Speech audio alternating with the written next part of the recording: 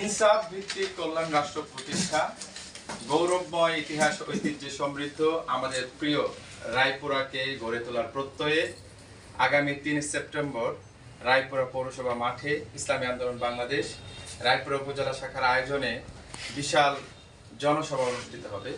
এতে প্রধান অতিথি হিসেবে উপস্থিত থাকবেন ২৪-এর গণ অভ্যুত্থানের অগ্রসেনানী, বাংলাদেশের আধ্যাত্মিক এবং রাজনৈতিক নেতা, ইসলামী আন্দোলন বাংলাদেশের মুহতারাম আমির মুফতি সৈয়দ মোহাম্মদ রেজাউল করিম পীর সাহেব চরমোনাই হাফিজাহুল্লাহ। এছাড়াও এখানে কেন্দ্রীয়, জেলা এবং স্থানীয় নেতৃবৃন্দ বক্তব্য রাখবেন। মূলত আপনারা জানেন আমাদের এই রায়পুরা বাংলাদেশের ইউনিয়নের ভিত্তিতে সবচেয়ে বৃহৎ একটা উপজেলা, জনসংখ্যাও এখানে প্রচুর। এবং যদি ধরি যে রায়পুরার মতো একটা মাল্টি কালচার উপজেলা বাংলাদেশে খুব কম আছে। আমরা যদি দেখি নদী মাতৃক এরিয়া আছে, এখানে পাহাড় ঘেরা এখানে এরিয়া রয়েছে।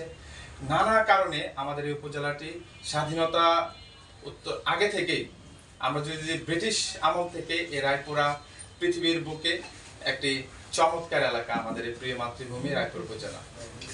তো এই জেলাতে আমরা দেখেছি যে স্বাধীনতার পর থেকে অনেকগুলো দায়িত্বশীল সংগঠন এখানে দায়িত্বে ছিলেন, কিন্তু আমরা যতটা তাদের কাছে প্রত্যাশা করেছিলাম ততটা আমরা তাদের কাছ থেকে উন্নয়ন পাইনি। আমরা যদি দেখি শিক্ষার ক্ষেত্রেও রায়পুরা এখনো পিছিয়ে, জেলার মধ্যে যতগুলো ইউনিয়ন আছে সেগুলোর ক্ষেত্রে উন্নয়নের ক্ষেত্রেও রায়পুরা পিছিয়ে। তারপরে আবার যদি দেখেন জেলার মধ্যে যতগুলো উপজেলা আছে এর মধ্যে নিরাপত্তার ক্ষেত্রেও রায়পুরা পিছিয়ে। আমরা নিরাপত্তায় পিছিয়ে, শিক্ষায় পিছিয়ে, উন্নয়নে পিছিয়ে।